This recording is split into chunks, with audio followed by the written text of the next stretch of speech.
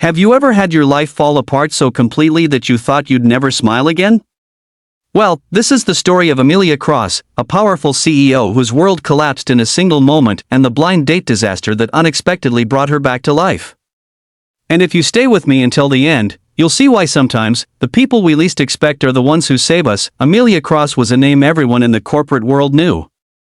At 32, she had built a billion-dollar company from scratch, commanding boardrooms with icy confidence and unshakable discipline. People admired her brilliance, feared her authority, and envied her wealth. But very few knew the woman behind the glass walls of her office, the one who drove herself to exhaustion, never slowing down, never allowing herself to be vulnerable. That woman was about to vanish in a tragic twist of fate. It was late one evening when Amelia's car crashed. She had been working through endless calls, tired and distracted, when a truck swerved into her lane. The world spun, the metal crunched, and in the blink of an eye, her legs were gone to her. The doctors called it irreversible spinal damage. Amelia called it the end of my life. The once invincible CEO found herself in a wheelchair, staring at hospital walls, refusing visitors, refusing sympathy. She shut the world out, convinced that she had lost her power, her beauty, and her reason to keep living. Weeks bled into months. Her assistant, who had always cared for her more like family than an employee, worried constantly. One day, in an act of desperation, she signed Amelia up for a blind date, believing that maybe, just maybe, human connection could pierce through the fortress of bitterness her boss had built. Amelia was furious when she found out, but something inside her, perhaps boredom, perhaps the faintest whisper of loneliness, made her agree. She decided she would go, if only to prove to herself that no man could possibly see her as anything but broken. The night of the blind date came.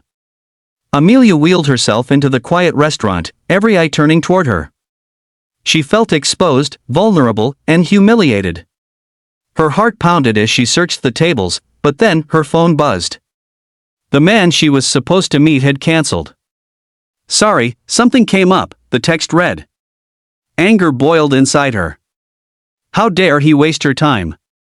How dare the universe mock her like this? She turned to leave, humiliated, but at that exact moment, the restaurant door opened, and in walked Daniel Hart. Daniel wasn't dressed like a polished executive or a suave bachelor. He wore faded jeans, oil-stained boots, and a flannel shirt rolled up at the sleeves. His hands were rough, his hair a little unkempt, and his face carried the sun-brown look of someone who worked outdoors. He was a mechanic by trade, there to fix the restaurant's delivery van that had broken down outside. But when his eyes met Amelia's across the room, something strange happened. He smiled. Not the forced, pitying smile she was used to, but a warm, genuine smile that saw her, not the chair. She tried to ignore him, but fate had other plans.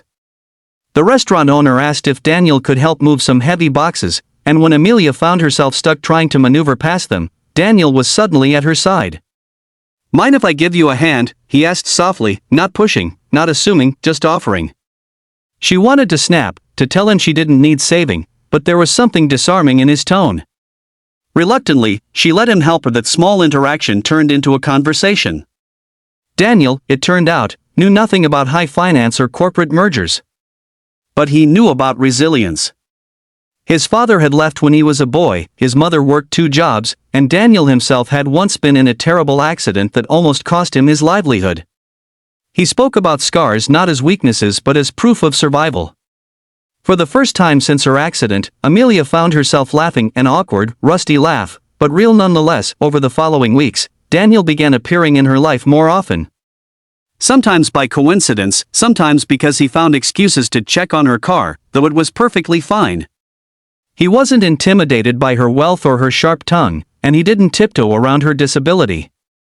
Instead, he challenged her, teased her, encouraged her to try things she thought were impossible. When she broke down in frustration, he didn't offer hollow comfort, he sat with her, silent, letting her cry until the storm passed. Slowly, Amelia began to change. She stopped seeing her wheelchair as a prison and started seeing it as a tool. She returned to her office, sharper than ever, but with a new perspective. She began implementing programs in her company for employees with disabilities, realizing how invisible their struggles had been until she lived them herself. Her board was stunned.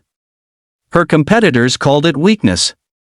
But the world saw something different, a leader with heart, and in the quiet moments, away from the boardrooms and cameras, she let herself be Amelia, the woman who laughed with a mechanic over coffee, who rediscovered the joy of music when Daniel played his old guitar, who realized that love wasn't about perfection but about presence. The blind date had been a disaster, cancelled before it even began. But the man who walked in by accident turned out to be the very one who would give her back her smile. Amelia once thought she was paralyzed in more ways than one. But with Daniel, she discovered that even if her legs would never move again, her heart still could. So, what's the lesson here? Sometimes life breaks us in ways we never saw coming. Sometimes it feels like the universe is mocking us with cruel timing. But if we keep our hearts open, even just a little, the people who can heal us might walk through the door when we least expect it. Amelia never planned on meeting Daniel. She never thought a mechanic could understand the depths of her pain. Yet he became the one who reminded her that joy, love, and purpose are never lost, they're only waiting to be found again, and maybe that's why you're hearing this story today. Because maybe you, too, have closed your heart, convinced you'll never smile again. But what if your Daniel or your Amelia is about to walk into your life? Stay open. Stay alive. Because the story isn't over yet.